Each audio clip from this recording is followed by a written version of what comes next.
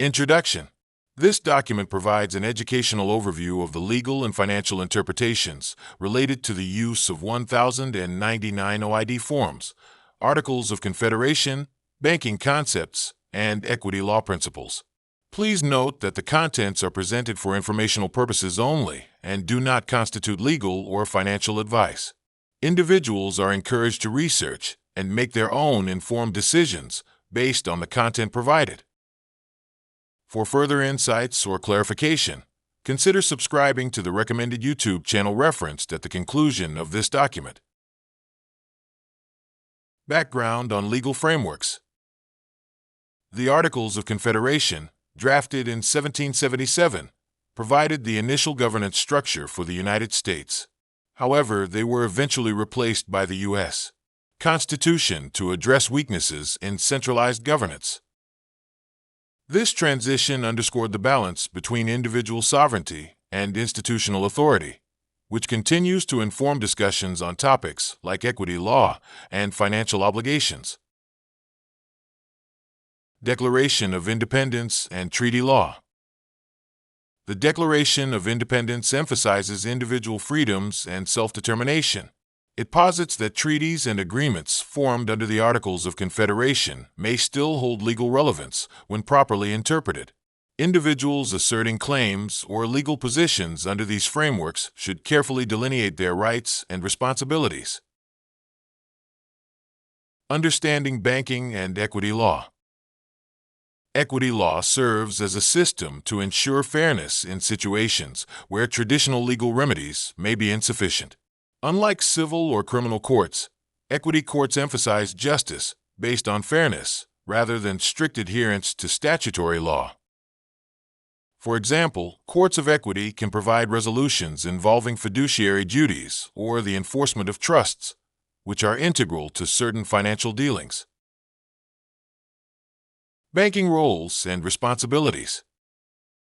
The concept of individual sovereignty in banking involves recognizing oneself as a trustee or fiduciary responsible for managing financial instruments. By understanding one's role as a banker, cashier, or clerk within a legal and financial framework, individuals can more effectively navigate systems of exchange and settlement. Federal Reserve and banking instruments. The Federal Reserve plays a central role in processing and managing financial instruments. Banks interact with the Federal Reserve through mechanisms like discount windows to process instruments such as bills of exchange and vouchers. Understanding the intricacies of these processes is essential for those seeking to operate within or outside of traditional banking systems.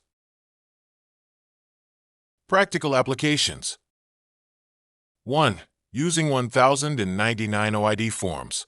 These forms are typically used for reporting original issue discount (OID) income. They require precise handling and understanding of federal regulations to avoid misrepresentation. 2. Bill of exchange and banker's acceptance. A bill of exchange acts as a negotiable instrument, representing a promise to pay. Adding a banker's acceptance to such instruments lends credibility and facilitates settlement. 3. Countersigning instruments. Individuals can act as private bankers by countersigning financial instruments to affirm their validity. This process underscores personal responsibility and understanding of fiduciary obligations.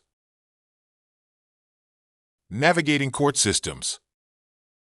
Courts of equity differ fundamentally from civil courts. While civil courts provide statutory remedies, courts of equity offer more flexible and just resolutions. Recognizing when to appeal to a court of equity can be crucial in matters involving trusts or unresolved financial disputes. The role of sovereignty. Sovereignty in financial and legal contexts refers to the ability to operate independently within the bounds of law. For example, individuals who understand their roles in financial systems may assert greater control over settlements, debts, and obligations. This sovereignty extends to interacting with entities like the IRS, local banks, and federal institutions. Incorporation and postal monetary systems. The incorporation of the United States in 1871 introduced a postal monetary system, integrating concepts of commerce and equity law. This system enables the processing of financial instruments within a structured framework.